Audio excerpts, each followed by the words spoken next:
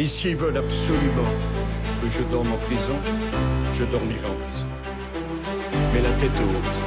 Condamné à 5 ans de prison, Nicolas Sarkozy est rattrapé par l'un des plus gros feuilletons politico-financiers de la Ve République. Un dictateur en costume traditionnel, des valises pleines de cash, des contrats qui brillent comme des mirages et un ancien président qui jure n'avoir jamais rien vu passer. Étonnant. Bienvenue dans l'affaire Sarkozy-Kadhafi. Un scénario qui ressemble plus à un thriller qu'à un journal officiel. C'est la dimension historique de cette affaire qui nous intéresse pour mieux comprendre le contexte dans lequel elle s'est déroule. Réhabiliter la Libye paraît risqué mais lucratif pour la France. Année 1990. La Libye est un état paria. Embargo, sanctions, terrorisme, pas vraiment un copain de l'Occident. Rappel, l'attentat du DC-10 d'UTA en 1989 a tué 170 personnes, dont 54 Français. Le cerveau présumé, Abdallah Senoussi, beau-frère de Kadhafi. Oui, celui qu'on retrouvera plus tard dans nos négociations. Ironie de la diplomatie. Mais Paris veut tourner la page.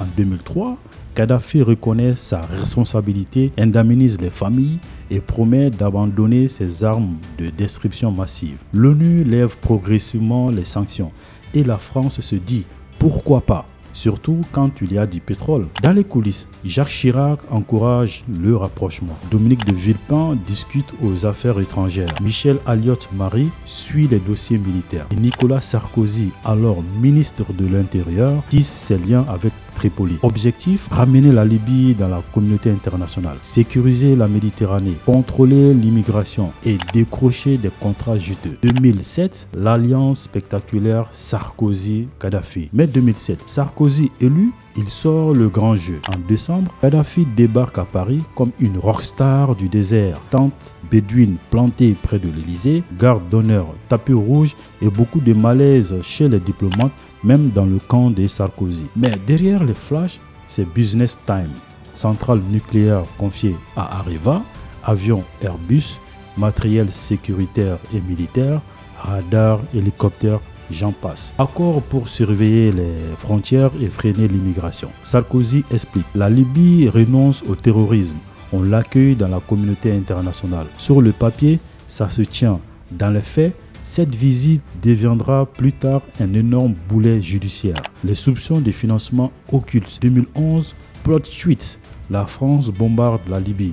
Le régime de Kadhafi s'effondre et accuse Paris de trahison. Réponse du clan libyen. Vous nous devez bien ça, on vous a financé. 2012, Mediapart sort un document signé par Moussa Koussa. 50 millions d'euros promis pour la campagne Sarkozy. L'intermédiaire Ziad Takedine raconte ses voyages entre Paris et Tripoli avec des valises bien remplies et pas de souvenirs touristiques comme rappel. Abdallah Senoussi confirme depuis les coulisses du régime. Sarkozy, il nie tout, parle de complot, de faux grossiers. Bref, tout le monde ment sauf lui. Selon lui, l'enquête et la condamnation. L'instruction s'ouvre en 2013. Les juges creusent, suivent les flux d'argent, interrogent les témoins. Sarkozy est gardé à vue en 2018, mis en examen pour corruption passive et financement illégal. Et après plus de 10 ans de rebondissement, verdict, 5 ans de prison. Un ancien président condamné pour avoir accepté l'argent d'un dictateur, du jamais vu sous la Ve République. Et ce n'est pas son seul dossier. Affaire des écoutes en 2011, 3 ans, dont un ferme. Affaire Big Malion, 1 an ferme pour le compte de 2012. Bref, un dossier judiciaire qui commence à ressembler à une collection. Enjeux et leçons politiques dans tout ça. Politiquement, c'est la fin du rêve de retour pour Sarkozy. Diplomatiquement, c'est un rappel brutal des zones grises. Pétrole, contrat d'armement, pragmatisme à tout prix. Moralement, on a voulu réhabiliter un dictateur accusé de terrorisme et ça s'est transformé en boomerang judiciaire. La réelle politique, c'est bien, jusqu'au moment où les valises reviennent frapper à la porte. De la réhabilitation de Kadhafi au contrat juteux, jusqu'aux valises de cash et à la condamnation de Nicolas Sarkozy cette année en 2025, cette affaire ressemble plus à une série Netflix qu'à un chapitre d'histoire politique. Mais elle rappelle une chose essentielle. La démocratie exige transparence et intégrité, même quand les contrats sont tentants et les dictateurs très généreux. À très bientôt, c'est tout pour cette chronique.